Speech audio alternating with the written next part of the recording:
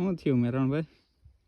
સૈણા ને ભાઈ કંઈ વાંધો નહોતો, હાથી આંક્યું પછી પાણી કાઢ્યું તથા પેરેલિસનો હુમલો આવી ગયો.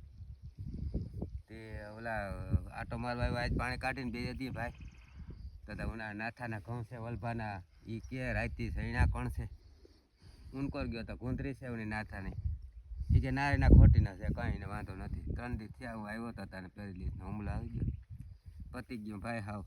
પછી હવે આનું શું કરવું? આપણે હિતેશ આવ્યો આશાપુરામાંથી, એ કે આની 14 નળિયું બ્લોક થઈ ગયું, હવે શું કરવું? તો કે એને કે પ્લેન બેહાડવું જોઈએ ભાઈ.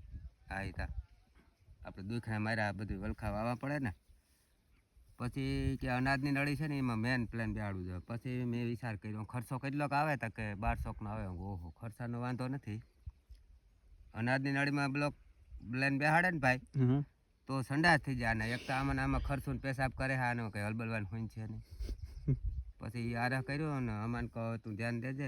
અને એ બધી હજી રામાયણ હતી તાતા ભાઈ હેમતાનો ફોન આવ્યો, ડુંગળીની મજા નથી. ગયો ડુંગળી તો એને તાવ ને શરદી ને હેડા અહીંયા જાય, બોલો માવઠું થયું ને બિસાડી ઠરી ગઈ. ત્યાં જાઉં તો એ પછી અમાને ફોન કર્યો ભાઈ તું એનું કંઈક સારવાર કરી દે, હું આના ડુંગળીને કંઈક દવા દારૂ કરું. તો અમો કે કંઈ નથી કરવું, આના વલભીપુર એક વૈજન ત્યાં લઈ જવા. હું કહું રહેવા દે ભાઈ, એક તો હળદોલા ખાહે નહીં. વલભીપુર લઈ ગયો ને ભાઈ બોલે વૈદ્ય અહીં કંઈક મણકામાં આમ કર્યું તે હાવ.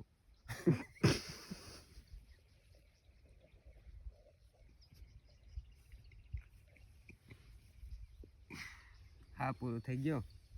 હવે બિસાડ આમાં સંડાસ ને પાણી ને બધા આમાં કર્યું. અને હવે તો આમને શું કરવું ભાઈ, ના હલે ને ગલબલે.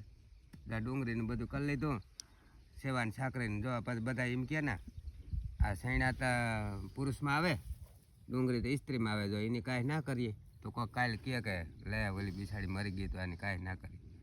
એને માંડ બધી ખાતું થોડી ખીચડી ને એવું ખાવું ચાલુ કર્યું.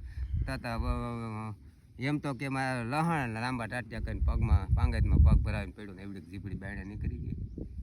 લહણમાં ગયા હતા તો એને બધું એને હતું બોલો ભોસડીનો શું કે ઓલું ના થાય શિખંડ ગુંડિયા થયો. પછી એને લઈને ગયા ભાવના ગઈ, માન એને બેઠું કર્યું.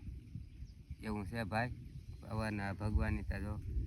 હા એ તો આ ઓલા ભાવનો આ બેસાડ્યો, આ ભાવમાં કંઈ પાપ નથી કર્યા. ઓલા ભાવનું કંઈક હોય ને કદાચ થયું હોય એમ છે ભાઈ. હાલો, જય શ્રી કૃષ્ણ.